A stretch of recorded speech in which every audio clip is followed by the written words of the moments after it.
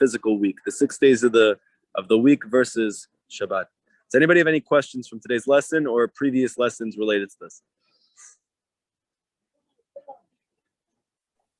Hi. Hello. Hi. I have a question, but I don't know. I'm not really sure if it relates to this because it's so deep. Everything's so deep that I'm not even sure if it relates to this lesson. But Sure. let me see if you can. So I just started keeping Shabbat. Like it's been almost 2 years, but without the rest of my family, like without my husband or my kids. And so everything's very new to me. Every holiday, everything's new. I never kept anything past Yom Kippur or Rosh Hashanah. So everything in my life is like untangling and it's backwards. Like my kids are in public school, so they think they should be in school during the high holidays where I won't go in a car. So this year I said to myself, okay, I will try my best to keep the holiday to the best of my ability. And I kept it until the day that I had no one to pick them up from school and I had no choice. And one of the rabbis told me that I made a big mistake because I was very honest. I said, yes, I went to synagogue and then I drove from the synagogue to pick up my kids because I thought that was better than not going. And apparently they said, no, it's not. But ever since that happened, I used to pray outside every day and do a whole set of different prayers. And I felt so connected. And suddenly, even though I'm still keeping everything, suddenly I went like downward, like everything, like it's hard for me to even speak where I never had that issue before. So Rabbi Nachman, he says in a lesson in the Likutei Moharan that what's called rebuke, that is like when a person who's, considered a spiritual mentor or a rabbi or just anybody tries to tell you a better way than whatever it is that you're currently doing. That's called rebuke in the Torah. It's called tochacha.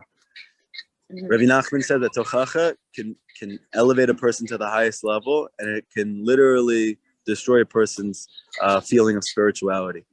And he says that you need to be very careful who you receive tochacha from, because if you don't receive it from the right person, then it actually draws out all the negativity inside of you instead of lifting you up and elevating you. So he says that tochacha is exclusively for the tzaddik, that you should only really be receiving tochacha, rebuke, from the tzaddik, because that tochacha is actually sweet. It makes you feel motivated. It makes you feel elevated. It makes you feel like you're growing more and more. So I would first tell you that even if you did make an error, sure.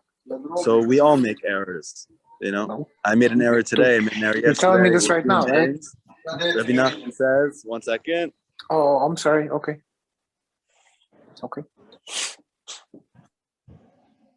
Rabbi Nachman says that, like the Gemara says, we're people, we're not angels, okay? And you're growing, and you're a mother, and you have children, and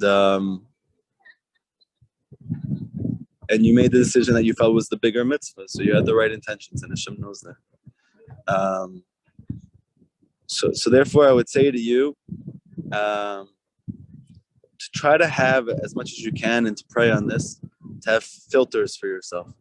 It's often the case that we allow everything that's said to us to affect us, or that we feel like everything that somebody says is important or necessary, or I need to believe that, or I need to invest in that, and we don't. And in fact, according to Rabbi Nachman, it's a very dangerous, precarious thing to listen to what people have to say to you, especially when it comes to spirituality. So one of the things that I pray on is that I receive my tochacha, I receive my spiritual guidance from true tzaddikim only. And therefore, if someone else gives me some type of tip or admonishment or challenge, I don't pay any attention to it. Not that I don't pay attention to them or that I don't validate them, but that I protect myself from what would be called negative tochacha or bad advice. So I would encourage you not to be down at all. I would encourage you to do a zama, like Rabbi Nachman says, that is to look for the good, specifically in what happened. That it's even amazing that I got to the point that I've been doing this for 2 years, and it's been 2 years that I've kept the chagim when my whole family is not keeping anything. You're like a hero, you know. And the fact that you did this, it wasn't like so that you can watch Netflix or that you can like go to your favorite non-kosher restaurant. You did it because you wanted to pick up your kids from school because you didn't think they would be able to get picked up.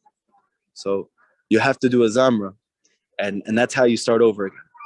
The way you start over is you look for the good, and even if within the good, Rabbi Nachman says, you find like something that's off, then look deeper for more good, and you keep doing it until you're happy. And this is the way to start over. And also, like the Baal Shem Tov teaches, and something that Rabbi Nachman hammers home, you can only rise higher than you were previously if you fall. So this is something to try to build into your consciousness and to pray on every day, to know that when I have a setback, the setback is really only to move me forward. So if, for instance, this person said something and now I went down, it's because it's actually so I can go back up higher. Okay? So therefore, when it happens, you can say to Hashem, thank you that you pushed me down so that I can jump higher. It's like a bungee cord.